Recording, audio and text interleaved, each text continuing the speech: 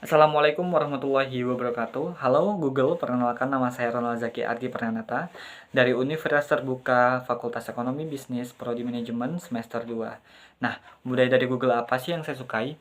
Budaya dari Google yang saya sukai ialah 10 kali berpikir, di mana sebuah pola pikir untuk mencari solusi yang 10 kali lipat lebih revolusioner, bukan sekedar lebih baik 10%.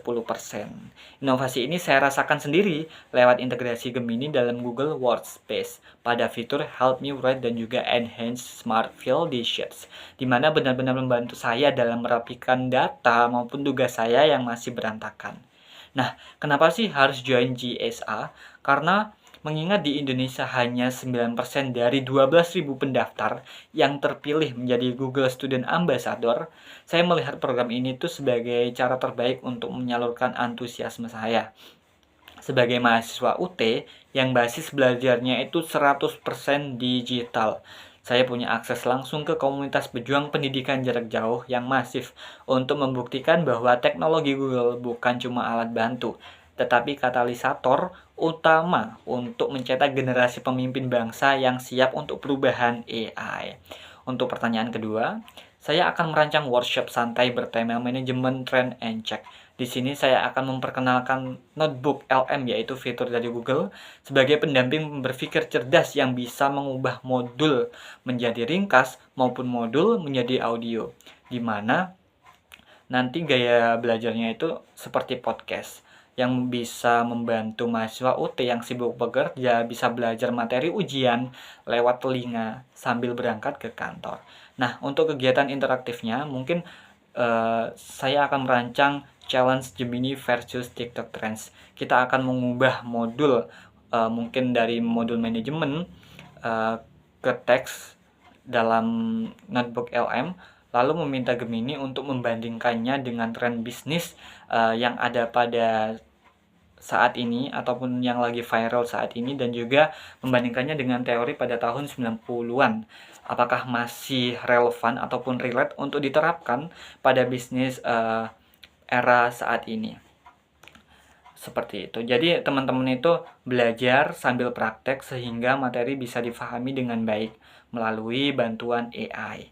Nah, untuk pertanyaan ketiga, pengalaman saya dalam menyelesaikan tugas dalam bantuan AI yang menurut saya itu susah sekali dan menjadi mudah karena AI itu ketika saya itu harus menganalisis tren konsumen dari berbagai format. Saya ada format rekaman suara, ada juga catatan, dan juga PDF yang masih berantakan karena hal tersebut dikerjakan berkelompok. Nah, kebanyakan mungkin kita akan menyalinnya satu persatu. Sebelumnya saya menyalinnya persatu-satu, tapi setelah saya tahu Google Pinpoint, di mana alat ini alat riset canggih yang biasanya digunakan oleh jurnalis investigasi untuk membedah ribuan dokumen sekaligus. Nah, pada saat itu saya berpikir gimana sih caranya saya tahu pola masalah konsumen tanpa harus membaca ribuan lembar dan juga banyak sekali format file. Saya itu bingung sekali ya kan.